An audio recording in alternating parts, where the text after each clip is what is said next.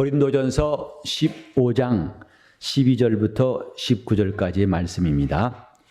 그리스도께서 죽은 자 가운데서 다시 살아나셨다 전파되었거늘 너희 중에서 어떤 이들은 어찌하여 죽은 자 가운데서 부활이 없다 하느냐. 만일 죽은 자의 부활이 없으면 그리스도도 다시 살지 못하셨으리라. 그리스도께서 만일 다시 살지 못하셨으면 우리의 전파하는 것도 헛것이요 또 너희 믿음도 헛것이며 또 우리가 하나님의 거짓 증인으로 발견되리 그리스도를 다시 살리셨다고 증거하였습니다. 만일 죽은 자가 다시 사는 것이 없으면 하나님이 그리스도를 다시 살리시지 아니하셨으리라. 만일 죽은 자가 다시 사는 것이 없으면 그리스도도 다시 사신 것이 없었을 터이요 그리스도께서 다시 사신 것이 없으면 너희 믿음도 헛되고 너희가 여전히 죄 가운데 있을 것이요 또한 그리스도 안에서 잠자는 자도 망하였으리니 만일 그리스도 안에서 우리의 바라는 것이 다만 이생뿐이면 모든 사람 가운데 우리가 더욱 불쌍한 자리라. 아멘. 이번 성회의 첫째 시간의 주제는 부활은 진리다 하는 제목으로 말씀을 드리겠습니다. 예수를 믿는 사람들은 하나님의 말씀, 성경을 의지하고 성경에 대해서 매우 권위를 두고 성경을 귀하게 여깁니다. 그런데 이 성경이 사람들의 지혜로는 이해할 수 없는 말씀으로 가득 차 있다 해도 과언이 아닙니다. 다시 말해서 세상의 지혜로는 이 성경을 이해하기가 무척 어렵습니다. 하나님께서 말씀으로 천지 만물을 창조하셨다고 기록되었고 또 예수께서 오실 때에 처녀의 몸에 수태하셔서 오셨다는 말씀과 예수께서 나와 모든 인류의 죄를 다 짊어지시고 내 죄를 위해 죽으셨다는 것. 그래서 이제 예수를 믿는 사람들에게는 죄가 없다는 것. 또 이 다음에 심판이 있어서 믿는 자와 믿지 않는 자는 갈 곳이 다르다는 것. 천국과 지옥이 있다는 것. 몇 가지만 말씀드렸지만은 이 중에 한 가지도 사람들이 이해할 만한 것이 없어요. 그래서 턱없이 인간의 지혜로서는 이룰 수 없는 말씀들이 많이 있기 때문에 사람들의 생각은 참 복잡해집니다. 여기서 사람들은 애매한 태도, 그대로 믿자니 이해가 안 되고 믿지 않으려고 하자니 신자란 말을 들을 수 없고 그래서 믿는 것과 믿지 않는 그 중간에서 왔다 갔다 하는 사람들이 참 많습니다. 교회 나와서 하나님 우리 아버지다라고 들었지만은 과연 하나님이 아버지라고 실감하고 하나님을 아버지로 모신 사람이 그리 많지는 않을 겁니다. 습관적으로 사람들이 오랫동안 하다 보니까 별 부담 없이 하게 돼서 그렇지만은 막상 과연 하나님이 나를 낳으신 하나님이신가? 예수가 나의 주님이신가? 자신에게 스스로 물어볼 때에 과연 그렇다! 이렇게 말할 수 있는 사람이 얼마나 될까요? 성경 말씀이 귀하긴 귀하지만은 그 말씀과 자기가 무척 멀다는 것은 우리가 시인하고 싶지 않은 불편한 진실일지 몰라요. 하나님 말씀 여러분 믿으시지요? 그러나 그 말씀이 나와 가까이 있는가? 그 말씀을 내가 의지하고 있는가? 붙잡고 있는가?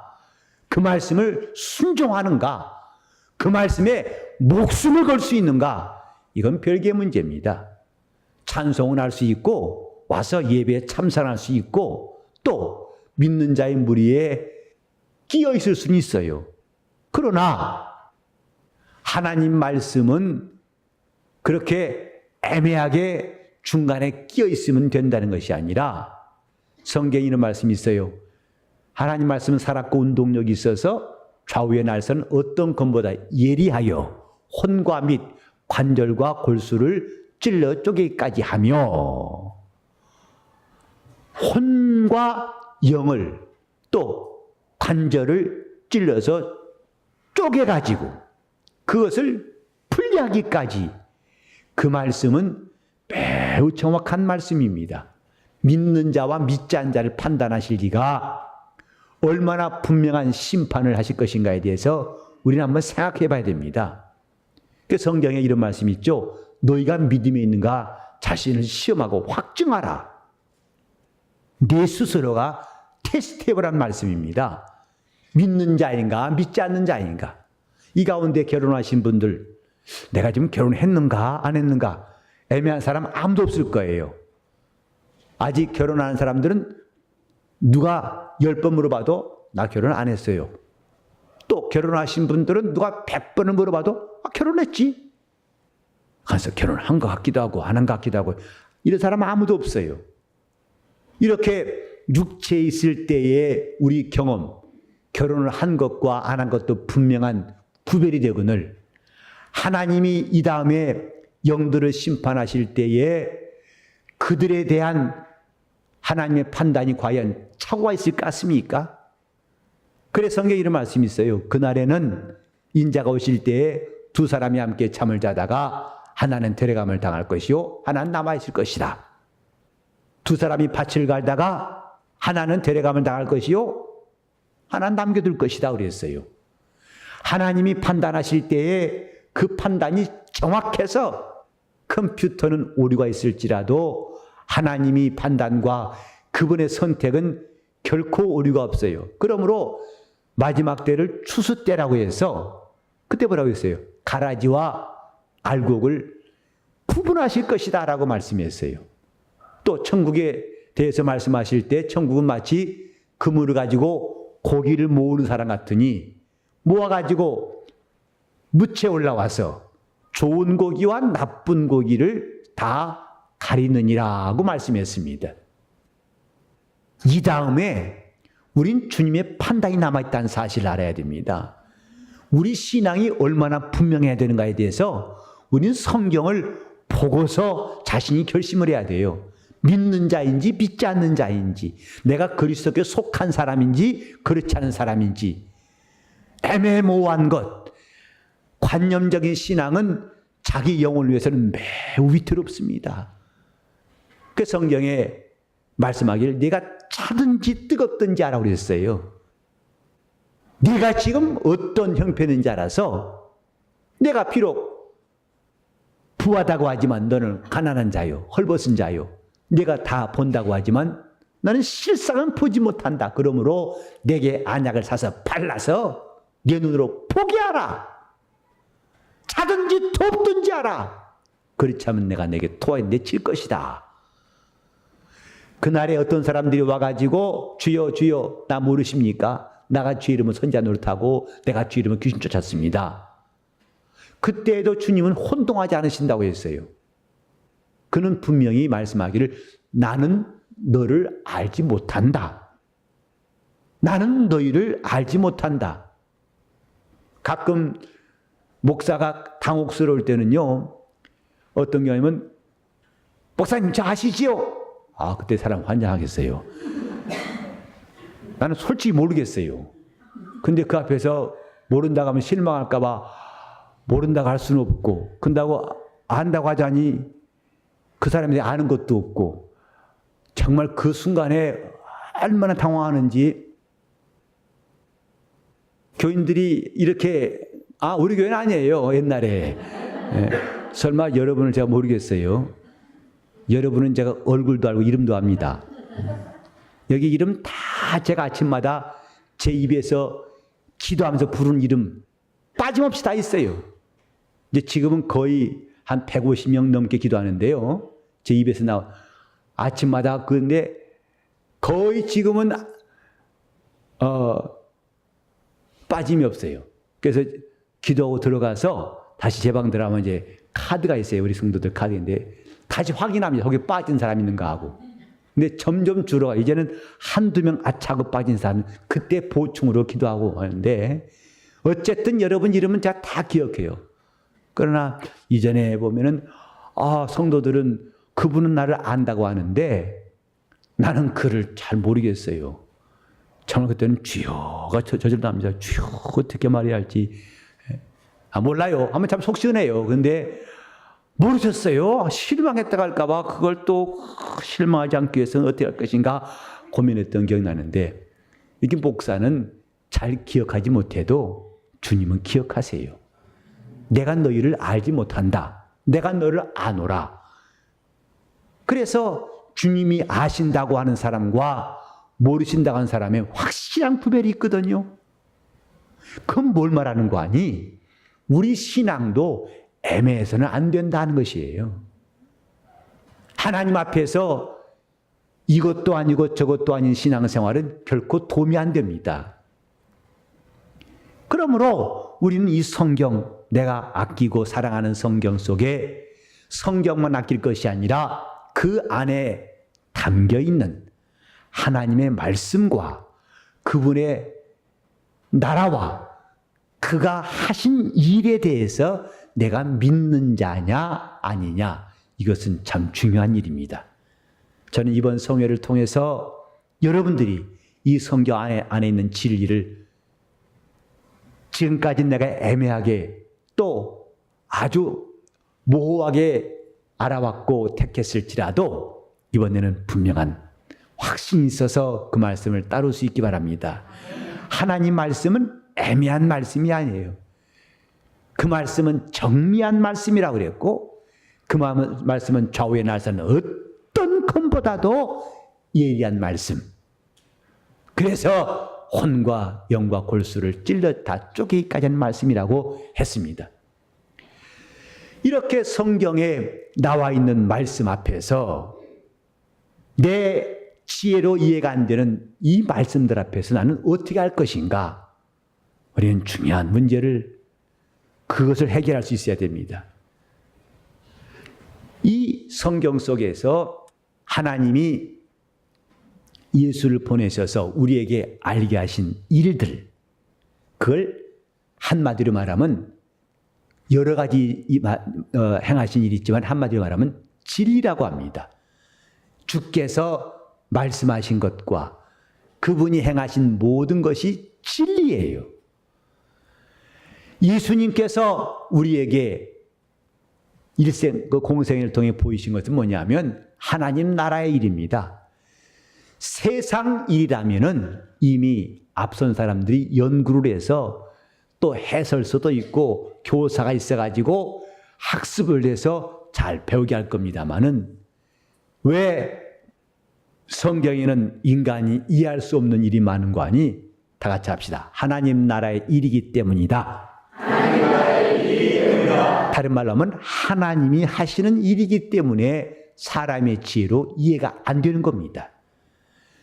그 가운데 부활에 대하여 오늘 이 본문에도 거듭되는 말씀이 뭐냐면 죽은 자 가운데서 다시 사는 것, 곧 부활이 없다면 하고 계속 부활이 없다면 이것이 없것이고 부활이 없다면 이것이 없것이고 부활이 없다면 다 무너진다는 말이에요.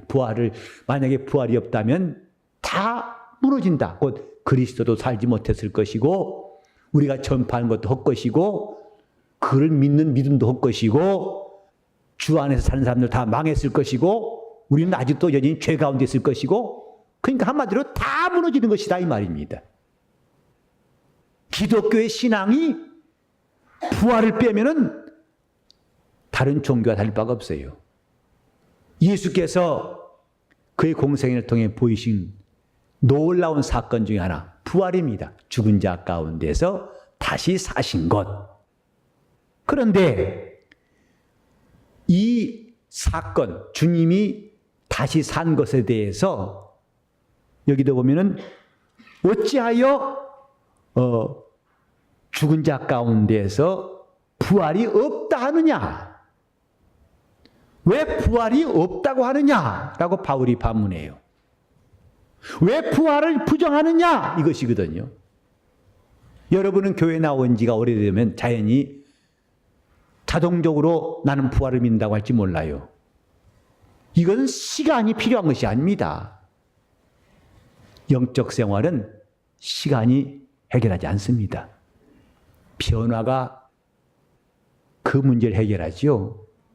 영적인 변화가 있어야만이 아무리 세월이 걸려도 영적인 변화가 없다면 그건 해결이 안 되는 것이고, 아무리 짧은 시간에도 그 사람이 은혜 받으면 변화가 오면 그 문제가 해결되는 거예요. 우린 저 종교인들처럼 무턱대고 수양이나 하고 그저 시간 때우기식으로 뭔가 시간만 지나면 나아지겠지 않은 그런 어리석은 방법을 버려야 됩니다. 영적 생활은 하나님이 우리에게 주시는 변화로 인해서 그 다음 단계로 넘어가게 돼 있어요. 또 변화되면 그 다음 단계로, 변화되면 그 다음 단계로. 부활이 왜 없다 하느냐? 예수를 믿는 사람 가운데에도 부활을 안 믿는 사람 많습니다. 아까 말했지만은 공공연하게 말로도 하는 사람도 있는가 하면 말은 안 하지만은 이 속에서 신앙과 불신앙 사이에서 왔다 갔다 하는 사람들, 오늘 우리 성도들 가운데서는 그런 사람이 한 명도 없으면 좋겠어요. 여러분이 어떤 형편에서 어떤 시련을 당할지라도 이 부활의 신앙이 결코 흔들리지 않는 사람, 그래서 차라리 목숨을 내놓을지언정 부활의 신앙은 끝까지 지킬 수 있는 사람이 다 되었으면 좋겠습니다. 이것이 교회를 제대로 다닌 사람들, 신앙생활을 제대로 하는 사람이거든요. 자, 어찌 부활이 없다 하느냐? 사도 바울은 우리에게 부활에 대한 메시지를 전할 때에 아주 논리적으로, 정말 바울처럼 이렇게 잘 가르쳐준 사람이 있기 때문에 우리는 참 감사해요. 여러분이 복음서를 보셔도 알겠지만은 이렇게 바울처럼 부활에 대해서 설득을 하고 부활을 믿도록 이렇게 애쓴 사람은 복음서에 나오지 않습니다. 이건 바울의 공로예요. 근데 바울은 여기에 그냥 부활을 믿는 거야, 따지지 마, 이게 아니라 죽은 자 가운데에서 다시 사는 것이 없으면, 그러니까 죽은 자의 부활이 없으면 라고 했어요. 이 13절부터 보면은요, 죽은 자의 부활이 없으면 또 이제 죽은 16절에도 죽은 자가 다시 사는 것이 없으면 15절도 나와 있고, 이렇게 죽은 자가 다시 사는 것, 이것은 예수님만이 희한하게 경험하신 것이 아니라 법이다 이것입니다. 죽은 자가 다시 사는 법이 있다. 그 법이 있기 때문에 하나님이 예수를 살리신 것이고, 그 법이 있기 때문에 예수도 다시 사신 것이고, 그 법이 있기 때문에 우리가 이 도를, 이 진리를 전파한 것이고, 그 법이 있기 때문에 우리는 그 법을 믿는 것이고, 그리고 이 법이 있기 때문에 이 믿음은 우리를 죄 중에 있지 아니하고 죄에서 건지신 것이고, 부활이 있기 때문에 우리는 금세만 바라는 사람이 아니라 금세와 내세를 다 아울러서 우리 영혼에 소망이 있는 것이다, 이렇게 말하고 있어요. 그러니까 바울이 말한 것은 뭐냐면 부활이 황당한 어떤 사상이 아니라 부활은 법이다 이것입니다. 아까 제가 제목을 말씀드릴 때 부활은 진리라고 그랬죠. 진리란 말이 헬라어로 알레세이아란 말인데 법이란 뜻이에요. 부활은 법이다. 사람이 한 번 죽는 것은 하나님이 정하신 것이라고 그랬습니다. 그래서 죽는 법, 사람이 죽는 건 법이다 라고 해도 과언이 아니에요. 다 죽어요. 힘 있어도 죽고 젊어도 죽고 오래 살아도 죽고 부하에도 죽습니다. 왜? 법이기 때문에 아무도 피할 자가 없어요. 내가 부정한다고 법이 사라지지 않습니다. 저 호주 가면은 법이 참 교통법규도 강화돼서 제가 거기 가서 참 신기한 것은 운전을 그 안내판 따라서 기가 막혀 속도 60마일 그러면 딱 60마일 갑니다. 시내에서 50마일 그러면 그대로 정말 얌전한 뭐처럼 탁 갑니다. 그리고 학교 앞에 30마일 그러면 딱 줄여서 근데 이 사람만 그냥 다들 차들이 다 이렇게 탁탁 그래서 이야 저 호주 사람들은 신사 보통 신사가 아니다 그랬어요. 그랬더니 그 집사님 그래요. 목사님 벌금이 세서 그렇습니다 하더라고요. 벌금이 우리하고는 비교가 안 돼요. 보통 20, 30만 원, 40만 원짜리도 있고 우리나라 돈으로. 속도도 위반하면 똑같은 게 아니라 속도 위반한 10마일 오버하고 20마일 오버하고 다 값이 달라요. 점점 값이 올라갑니다. 근데 그렇게 이제 우리나라처럼 이제 그래도 그 과속 신호 단속하는 게 있어요. 무슨 박스 같은데 잘 안 보여요. 근데 그 찍힌다고 하더라고요. 근데 그 나라에도 신기한 법이 하나 있어요. 그게 뭐냐 하면 처음입니다. 한번 봐줘요. 근데 그걸 여러분이 상습적으로 쓰려고 생각하면 그건 오해입니다. 그건 다칩니다. 아 그래요? 그럼 다음에도 처음이라 하지. 아니요. 이미 기록이 올라가 있어요. 그때부터는 여지없습니다. 그래서 그 사람들이 나 처음이라니까요. 아니 너 이미 여기 와 있어. 저도 그때 몇 번째인가 호주 가다가 공항에서 이제 나가다가 그 뭐죠? 검색대에서 걸렸어요. 저 세관 통과할 때 거기는 곡식에 대한 것은 아주 철저합니다. 이런 그 방역에 대해서는 그들은 아주 매우 날카롭거든요. 근데 어떤 사람은 신부를 만나라고 그 선물 좀 전해달라고 해서 그러라고 했어요. 그 제가 그 안에 뭐 들었어요? 차라고 그래서 차. 나중에 저는 물론 그 신고서에다도 이거 곡식 있냐? 없지.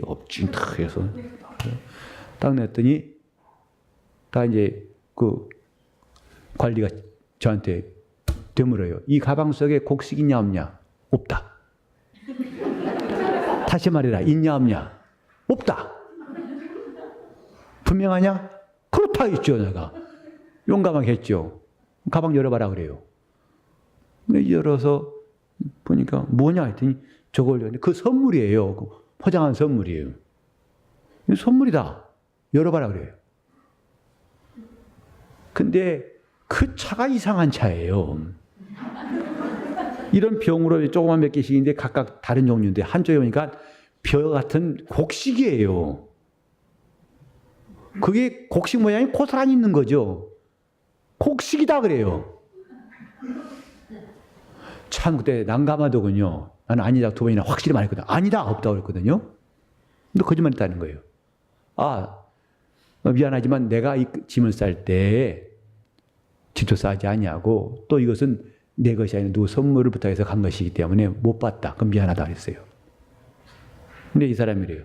하지만 분명히 당신은 위반했다는 거예요. 그럼 어떻게 하느냐? 종이를 내밀어요. 사인하래요. 그러니까 뭐 벌금이 또 쫙 나와 있길래 이제 또 벌금 내겠구나 싶어서 사인했어요. 근데 뭐냐 하면은 그 처음이니까 봐준다는 거예요. 그럼 다음부터는 안 된다는 거예요. 다음에는 당신 이름이 올라가 있기 때문에 두 번째부터는 용서가 없다 하더라고요. 그래서 그 사람들은 미리 다 신고합니다. 다 신고해서 나 이런 거 갖고 왔으니까 검사받고 통과시키든지 아니 버리든지 하거든요. 법이에요. 몰랐다고 해서 상관없어요. 이것은 법이기 때문에. 우린 지금 부활이 있냐 없냐 논쟁은 무의미한 겁니다. 여러분 사람이 죽냐 안 죽냐 연구할 논쟁할 것이 돼야 한대요. 그 순간에도 죽어가고 있어요. 죽음이 없어. 있긴 뭐 있어. 있어. 하다가 그 사이에 너도 죽어가고 있다 이 말이죠. 왜? 법이에요. 부활도 법입니다. 하나님이 정하신 법, 해가 동에서 떠가지고 서로 치는 것을 누가 변경할 수가 없죠. 왜? 하나님이 그렇게 정하셨어요. 우리가 신앙생활할 때에 참 중요한 것은 다 같이 합시다. 하나님이 정하신 것은 인간이 변경할 수가 없고 인간이 부정할 수가 없다. 그러니까 사람들이 진리란 말만 이해한다 하더라도 신앙을 가질 수밖에 없을 터인데, 진리가 뭐냐? 어려운 거 물어보시네. 그 복잡하고. 아니요, 간단해요. 법이에요. 하나님이 그렇게 정하신 것이다 이 말이에요. 사람은 다 죽는 것은 정하신 법이고, 또 예수 그리스도로 말미암아 우리에게 밝히 드러내신 법이 뭐냐면 부활입니다. 부활은 법, 진리예요. 그래서 이 법이 있기 때문에 하나님이 예수를 살리신 것이다. 이게 바로 바울의 주장이에요. 그러니까 예수가 부활하시기 전에 먼저 있던 게 뭐냐? 부활이라는 법이다 이 말. 그 법에 따라서 예수님이 부활하신 것이고,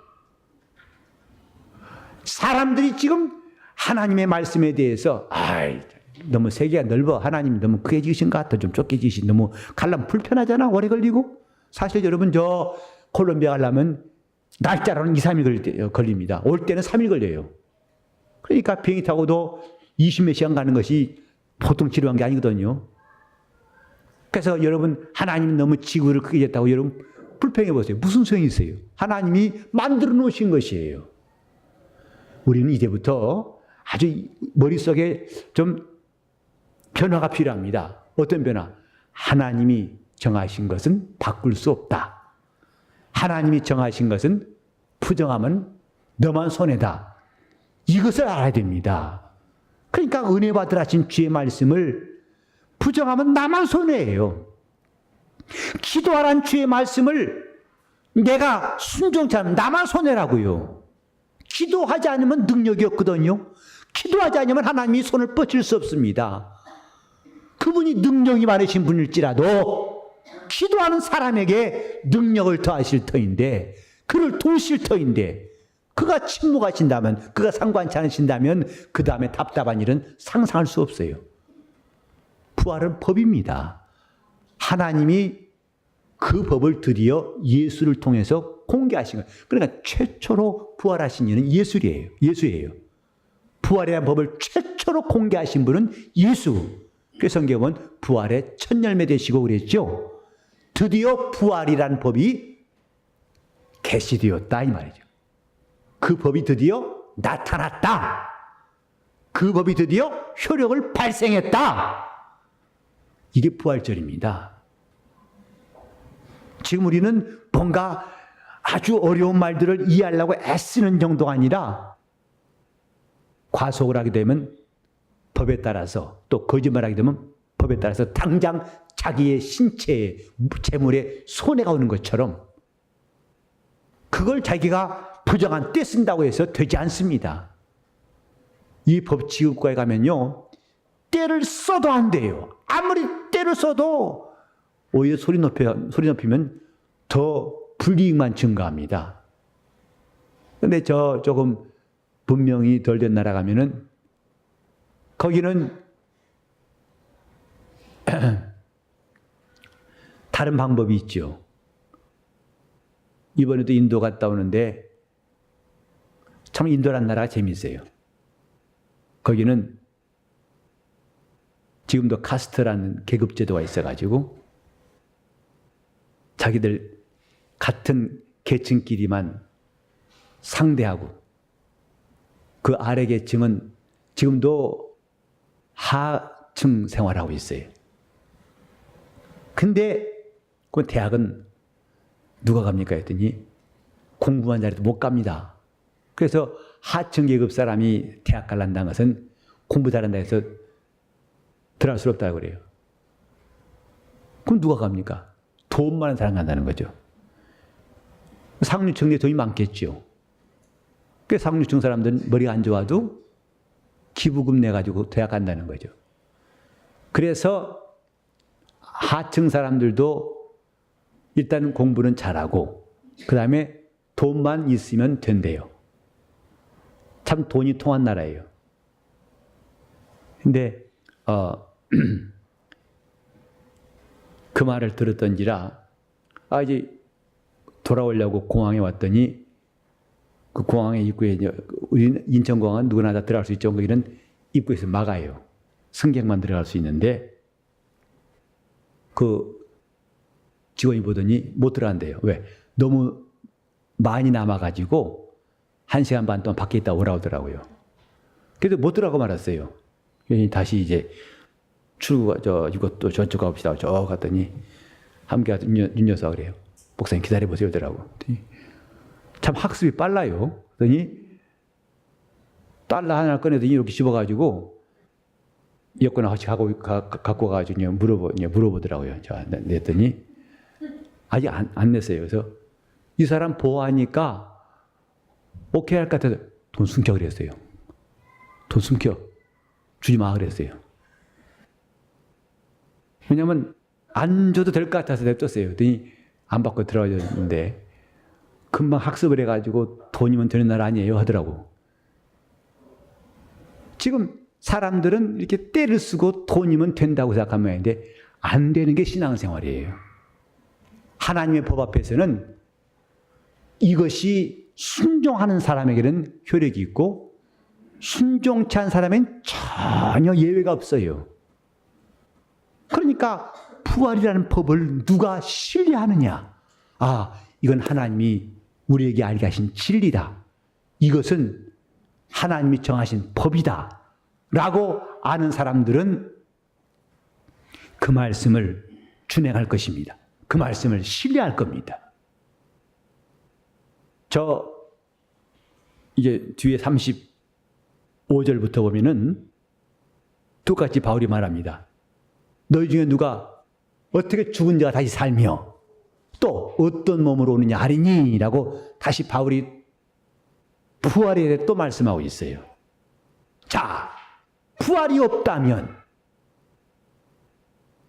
만약에 그리스도가 살아나시지도 않았을 뿐더러 부활이 없다고 한 사람들에게 바울이 말하기를 지금 네가 뿌리는 씨앗이 땅에 떨어져 썩어 죽지 아니하면 다시 살지 못하지 않느냐. 반드시 그 씨앗은 땅에 떨어져서 썩어져야만, 씨가 죽어야만이 많은 결실을 얻을 수 있지 않느냐. 이렇게 씨가 반드시 썩어야만 나온 것처럼 하나님께서 이 부활이라는 것도 반드시 죽음이 있어서 부활이 있게 하신 것이다. 우리 한번 여기 21절 보실까요? 자, 21절 다 같이 시작. 사망이 사람으로 말미암았으니 죽은 자의 부활도 사망으로 말미암았다. 22절 시작. 아담 안에서 모든 사람이 죽은 것 같이 그리스도 안에서 모든 사람이 삶을 얻으리라. 그러니까 사망도 사람으로 말미암은 것처럼 부활도 사람으로 말미암는 것이다. 사람만이, 천사는 죽지도 않냐고 부활도 없어요. 그러나 사람에게 죽음을 정하신 것 같이 사람에게 부활도 정하신 것이다. 반드시 죽어야만 산다. 씨가 썩어져야만이 많은 결실이 나오는 것처럼 사람들이 죽어야만 사는 이 진리에 대해서 알아야 할 것을 바울은 말하고 있어요. 오늘 저와 여러분은 이런 진리 앞에서 어떤 태도를 취할 것인가? 대략 3가지 태도가 나올 겁니다. 첫째는 이런 일 자체를 부정하는 겁니다. 말도 안 돼. 그런 거 다 헛것이야. 마치 길가에 떨어진 씨와 같아요. 하나님 말씀을 들었지만은 그 말씀을 새가 와서 먹어버리도록 그 말씀을 받지 않기 때문에 새가 와 먹어버렸다 그랬죠. 이게 바로 하나님의 진리를 부정하는 입장. 그거 무슨 말이야? 난 이해가 안 돼. 몰라. 단호하게 거절하는 것이 있겠고, 두 번째 반응이 뭐냐면 무관심입니다. 관념적 신앙입니다. 있으면 어떻고 없으면 어때? 부활? 있든 말든 내가 무슨 상관이야? 이거지요. 그래서 저 돌짝밭에 떨어진 씨라든지 가시덤불 위에 떨어진 씨가 부정하지는 않습니다. 길가와 같지는 않습니다. 그러나 그 두 가지 돌짝밭과 가시떨기 공통점은 뭐냐면 결실이 없어요. 부정하는 것도 아니고 결실도 없어요. 그러나 좋은 땅에 떨어졌다는 것은 말씀을 듣고 깨닫는 자니 착하고 좋은 마음으로 말씀 받고 인내로 지키어서 100배 혹은 60배, 30배의 결실을 얻느니라. 그러니까 세 번째 반응은 뭐냐면 믿는 것이다 이 말. 부정할 것이냐, 무관심할 것이냐, 아니면 믿을 것이냐. 이 세 가지의 반응 가운데 하나를 누구나 다 택하게 됩니다. 부활이라는 진리 앞에서 나는 과연 어떻게 할 것인가? 여러분은 이 부활이라는 진리에 대해서 지금 어느 위치에 서 있느냐? 과연 여러분은 부활을 믿느냐 이 말이죠. 아니면 부활에 대해 무관심한 것인지, 아니면 없어, 그런 거 없어 라고 부정한 것인지. 성경에 보면은 예수께서 사두개 청년을 보고 사랑하사 나를 따르라 하셨어요. 그가 어렸을 때부터 율법을 지키고 하나님 말씀대로 살아왔다고 고백하니까 주님이 관심을 가지셨습니다. 하지만 영생에 대해서 물으러 왔던 그가 영생의 문턱에서 돌아가니라 그랬어요. 그는 재물이 심이 많은 고로 돌아가니라. 주님이 그걸 보고 말씀하신 거예요. 나와 및 복음을 위해서 아비나 어머니나 자식이나 전토나 재물을 다 버리지 않냐면 그걸 버린 사람만이 금세 100배나 얻고 핍박을 겸하여 봤되 내세 영생을 얻지 못할 자가 없다 하셨습니다. 그러니까 주님께 근처까지는 왔어요. 진리의 말씀을 듣고 그 말씀의 근처까지는 왔어요. 하지만 그걸로 마지막이 되고 다시 돌아간다면 무슨 죄가 있는가요? 여러분들이 신앙생활을 잘한다는 건 다른 게 아닙니다. 하나님이 우리에게 알게 하신 것을 얻으라는 거예요. 이 사건들을 내가 내 사건으로 받아들여서 그것을 착실히 내 것으로 이름 짓는 것만큼 예수를 잘 믿는 거 없습니다. 신앙은 이름 짓는 것. 내 것으로 이름 짓는 거예요. 내 것이 되지 않은 것입니다. 부활도 내 것이요. 영생도 내 것이요. 천국도 내 것이요. 이렇게 여러분이 이름을 지을 때 여러분은 예수를 진짜 닮은 사람들입니다.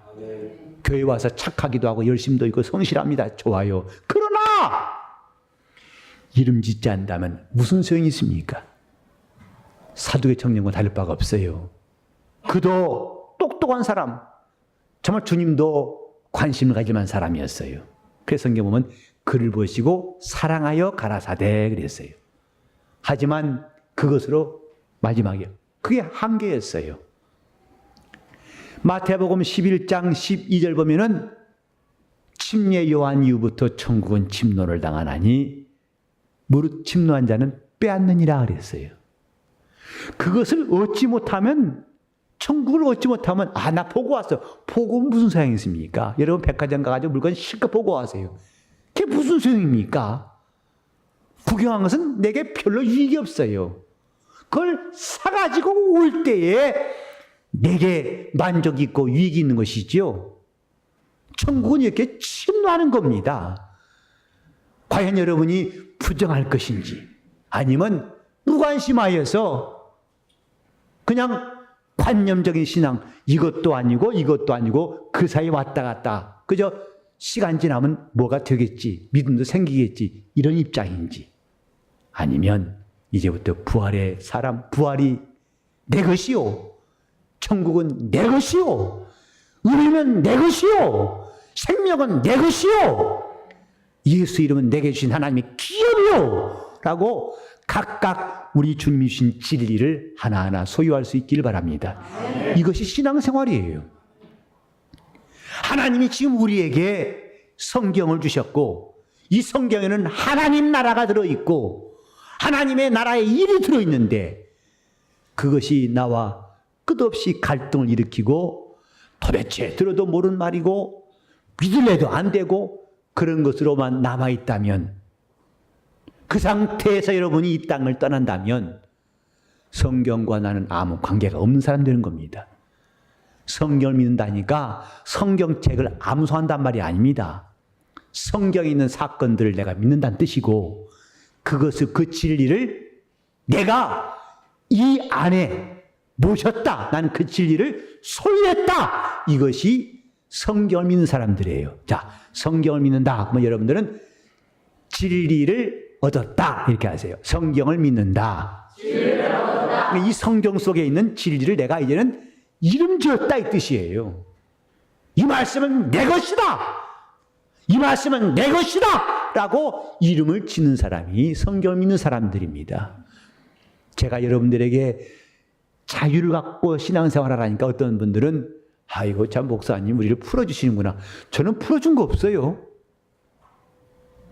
근데 여러분이 각각 스스로 뭐 내가 이제 자유니까 또 예배 시간에 바쁘면 못 나와도 괜찮고, 또 뭐 봉사할 수 있는 시간에 뭐 괜찮고, 이건 오산입니다.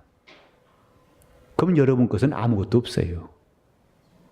주님이 주신 이 진리에 대해서 각각 소유한 사람이 지혜로운 사람입니다. 그 말씀을 내 것이라고 시인하는 사람이 지혜로운 사람이에요. 이 말씀은 내 것이라고 인정한 사람은 참 복 있는 사람이에요. 여러분이 주일마다 말씀을 들을 때 이 말씀은 내 것이요, 이 진리는 내 것이요. 그러니까 오늘도 우리 이번 성회에 듣는 메시지도 이 부활도 내 것이요. 이 부활이라는 법이 먼저 있었기 때문에 하나님이 예수를 살리신 것이지 않느냐. 그 법이 있기 때문에 예수도 살아나신 것이 아니냐. 그러면 그 법이 있다면 나도 하나님이 살리실 것이 아니냐. 이렇게 부활이라는 법을 가진 사람들은 정말 주님이 하신 일에 대해서 큰 기쁨과 감사를 드리게 되는 겁니다. 이 주님이 부활하셨으니 이제는 야, 나도 그런 약속이 있지 않느냐. 부활은 내 것이다, 부활은 내 것이다 하고 담대히 고백할 수 있는 우리 모두가 되어야 합니다. 그게 신앙인이에요. 내 입에서 지금 이런 고백이 나올 때 우리는 그 누구보다도 행복한 성도가 될 수 있어요. 주님의 것을 가진 사람이 행복한 사람이에요. 주님의 나라를 소유한 사람이 행복한 사람이에요. 주님의 약속이 날마다 이루어진 사람이 행복한 사람입니다. 주님의 말씀이 항상 여러분 영혼에 들려온 사람이 행복한 사람들이에요. 그 약속대로 주님이 여러분 기도에 응답하신 사람이 행복한 사람들이에요. 이것보다 더 큰 행복이 어디 있습니까? 주님이 나와 함께 하신 것보다 더 큰 행복이 어디 있습니까? 이 진리를 소유한 가치를 우리가 안다면 그 사람이 과연 행복하다고 할 말을 누구나 다 부인할 수가 없을 것입니다. 자, 따라합시다. 이 말씀은 내 것이요, 이 진리는 내 것이요, 이름을 지으시기 바랍니다. 영적 생활은 내게 이해가 안 된다고 해서 배척할 것도 아니고, 그것을 긴가민가하게 애매한 상태로 숙제로 놔두는 것도 아니고 믿음으로 소유하는 것이 중요합니다. 믿음만이 그것을 소유할 수 있어요. 하나님 말씀을 믿음으로 그 약속을 내가 얻을 수 있어요. 오늘 제가 여러분이 전한 메시지, 아주 짧은 메시지라 여러분 기억이 쉬울 겁니다. 부활은 진리입니다. 부활은 법이에요. 이 법은 더 이상 내가 우물쭈물할 필요가 없이 나도 부활을 믿는 신앙인 진리를 내 것으로 이름 지을 수 있기를 예수 이름으로 축원합니다. 자, 한번 따라합시다. 오늘 예수 그리스도가 부활하신 믿으시면 아멘 하세요. 그 부활보다도 예수님 부활이란 법보다도 예수님이 먼저 계신 줄 예수님 부활하는 게 먼저 있다고 믿으시면 아멘 하세요. 참 아멘 할 뻔했는데 또 안 하네. 확실하게 하세요. 자, 예수님이 부활한 것보다도 부활의 한 법이 먼저 있다고 믿으시면 아멘 하세요. 부활의 한 법보다도 예수님이 먼저 부활했다고 믿으시면 아멘 하세요. 야, 잘 들은 것 같은데. 참 잘하셨어요. 부활은 진리입니다. 이제 남은 것은 나는 이 법을 소유한 사람 되려고 결심하시기를 예수 이름으로 축원합니다. 이제 이 시간 기도하실 때 내 불신앙을 철저하게 이것이 있느냐 없느냐는 논쟁은 무익합니다. 아무리 이 땅의 사람들이 90% 이상이 없다고 우길지라도 주님의 법은 피하지 않습니다. 죽음이 없다고 아무리 죽음은 없다 해도 그 사람은 죽습니다. 이제 그런 어리석은 법을 다 철폐하고 정말 내 불신앙이 다 무너지고 주님 말씀이 무슨 말씀이 들려오든지 그 말씀이 내 것 되게 해달라고 그 말씀이 심겨지고 백배로 결실할 수 있도록 다 잡수면서 통성으로 기도하시겠습니다. 하나님 아버지, 우리 하나님 말씀을 하나님 아버지, 우리가 진리를 믿는 사람이 되게 하여 주시옵소서. 하나님이 명하신 진리의 말씀이 인간의 논쟁거리나 인간이 부정한다고 사라지는 것이 아니라 하나님은 끝까지 그 진리의 말씀대로 행하심을 우리가 알고 이제부터 그 진리의 법을 의지하게 도와 주시옵소서. 부활을 믿는 참 신앙인 되게 하여 주시옵소서. 이것은 내게 주신 진리임을 시인하게 도와 주시옵소서. 이건 될까 말까가 아니라 반드시 하나님이 그대로 하실 진리임을 깨닫게 도와 주시옵시고 이 시간표에 따라서 언젠가 주님 다시 오실 때에 그때 우리의 부활이 있음을 꼭 믿고 이를 잘 준비하게 도와 주시옵소서. 이제부터 우리는 천국을 침노하는 영적 생활하게 도와 주시옵소서. 부정도 하지 아니하고 애매모호한 태도를 다 버리게 도와 주시옵시고 정말 우리는 좋은 땅처럼 그 말씀이 그대로 시인하고 그대로 이름짓게 도와 주시옵소서. 그러므로 영적 생활이 충만한 결실 있고 풍성한 삶이 있도록 도와 주시옵소서. 우리 성도들은 다른 건 다 양보할지라도 이 신령한 은혜를 각각 이름짓는 데는 열심을 내게 도와 주시옵소서. 이 말씀은 내 뼈 중에 뼈라고 신하게 도와 주시옵시고 이 약속은 내게 꼭 하나님 이루실 뜻임을 신하고 이름짓게 도와 주시옵소서. 그래서 자기 감정 따라 변하는 것도 아니고 환경 따라서 있다가 없어지는 것도 아니라 사람이 변경시킬 수 없는, 사람이 부정할 수 없는 하나님의 진리를 우리 모두가 사모하고 순종케 도와 주시옵소서.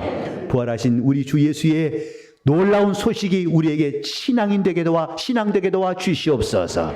이제부터 우리 모두가 영적 생활 제대로 잘할 수 있도록 차곡차곡 주님의 약속을 우리 속에 이름짓고 담을 수 있도록 도와주시옵소서. 예수 이름 받들어 기도를 이옵나이다. 아멘.